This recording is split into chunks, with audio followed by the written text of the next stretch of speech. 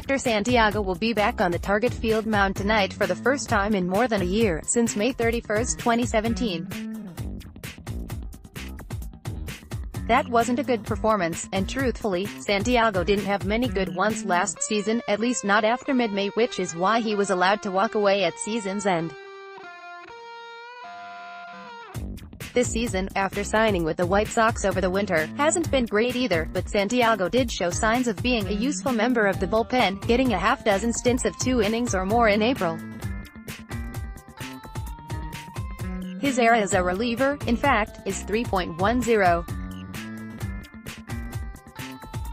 But injuries have forced the veteran left-hander back into the rotation, and the extra exposure hasn't been good. His ERA in 6 starts is 6.59.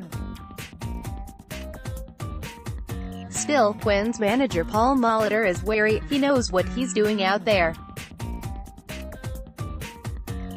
There are times when his command can be a little elusive, and you can create some opportunities if you're patient enough to make him throw it over, Molitor said. He knows us well.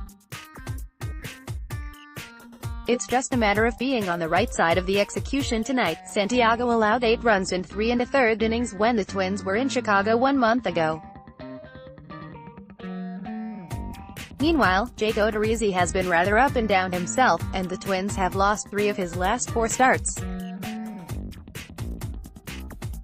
He's coming off his worst start of the season, when he allowed 8 runs over 3 2/3 innings against Cleveland, and would like to get back on track. Miguel Sano will be in the lineup at first base, but he's been dropped to 5th in the batting order in order to bunch hotter hitters, Eddie Rosario and Eduardo Escobar in particular, higher in the order.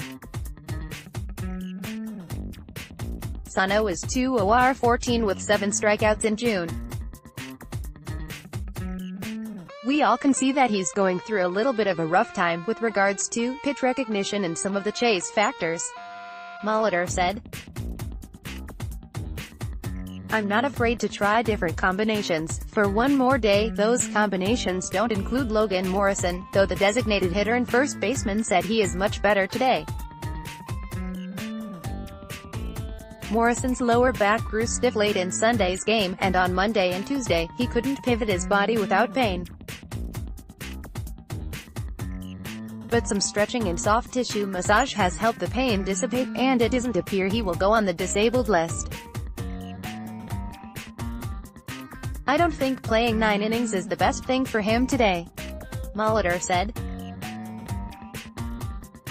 He might be available in some capacity, with the idea of hopefully being back in the starting lineup tomorrow. Here are the lineups for the 3rd game of the 4-game series. White Sox: Moncada 2B, Sanchez 3B, Abreu 1B, Davidson DH, Smith C, Anderson SS, Engel CF, Tilson LF, Thompson RF, Neil 3 has covered baseball for the Star Tribune since 1998, the post-Knobloch era.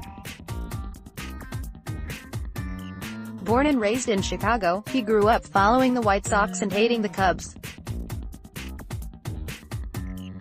He attended both the University of Illinois and Illinois Chicago and began his baseball writing career at the Kansas City Star. He can be heard occasionally on KFAN radio, lending his great baseball mind to Paul Allen and other hosts. Mark Rosen borrows him occasionally for WCCO-TV. Phil Miller covered 3 seasons of Twins baseball, but that was at a different ballpark for a different newspaper. Now Miller returns to the baseball beat after joining the Star Tribune as the Gopher football writer in 2010, and he won't miss the dingy dome for a minute. In addition to the Twins and Gophers, Miller covered the Utah Jazz and the NBA for 6 years at the Salt Lake Tribune.